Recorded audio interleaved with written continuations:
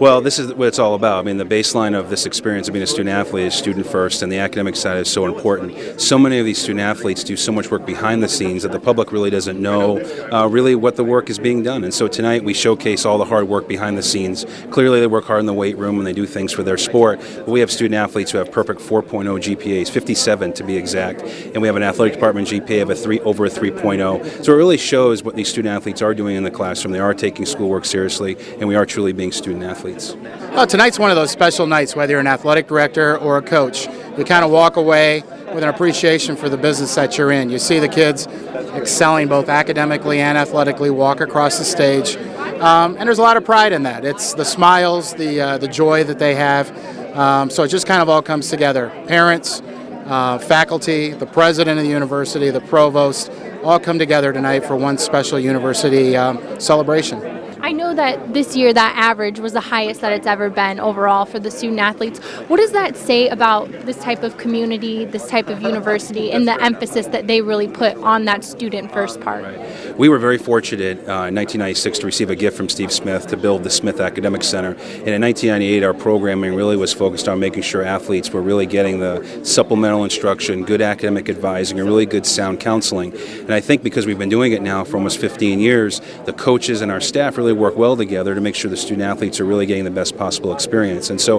I think what we're seeing here are the fruits of the labor of our student athletes and really having a program that's been really entrenched in our culture now for almost 20 years. Every year it seems to get better, and that's a great thing. 3.03 I believe is our cum GPA, which is the highest in the history of the athletic department. In addition, we have the most kids in the 15-year history walking across the stage tonight. So both something to walk away with, very proud, yet you continue to strive to make that better and better year after year. So we're going to take a moment tonight to celebrate those accomplishments and then get back at it for future years. Well, I have 3 degrees from Michigan State. I was here for 15 years, then I was on the faculty after that, and this is my second home. So we are thrilled to be back here once a year for this event.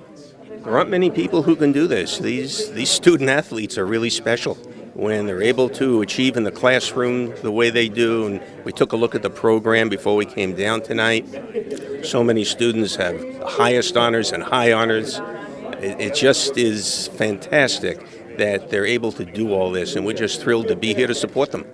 This is a great honor to be getting this award, and I feel very humbled to be getting it because I know I'm just one of many athletes that could be getting this award. We have so many, great athletes with outstanding GPAs, and I'm just very honored to be getting this. And it's exciting that we have an event like this to honor everybody. I wish everyone could get up on the stage too. Well, it's a great honor. You put a lot of work in that a lot of times goes unnoticed, those late nights studying and whatnot, and all the hard work that goes into just being an athlete, and combining them, all that hard work that nobody really sees, to get recognized is truly an honor. What can you say for future athletes that could be coming in here, if you could give them a message about the importance of the academic side as well?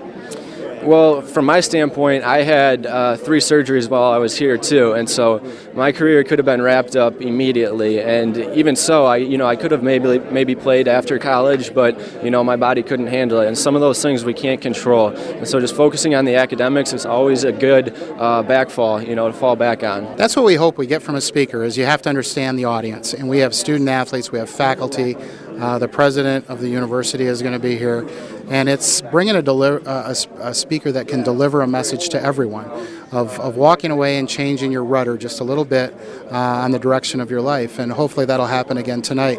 When you look at Pat, unbelievable background. You talk about the 14 children that he's adopted, running, I think it's 58 marathons in the past 14 years, writing nearly 60 books, a professional baseball player who turns executive at the young age of 26 and has led MBA programs. So to go from baseball to the MBA, have an unbelievable impact on people like Charles Barkley and Dr. J and so many names of the past, yet continues at the highest level today. And well, I have been very fortunate to have had many people through my 50 years in sports who've invested in my life, and that's made a huge difference for me.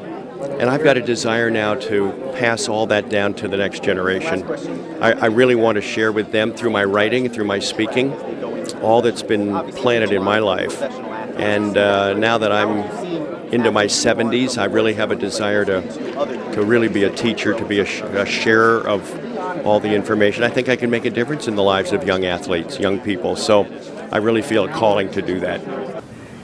So let's summarize with what we've learned here tonight.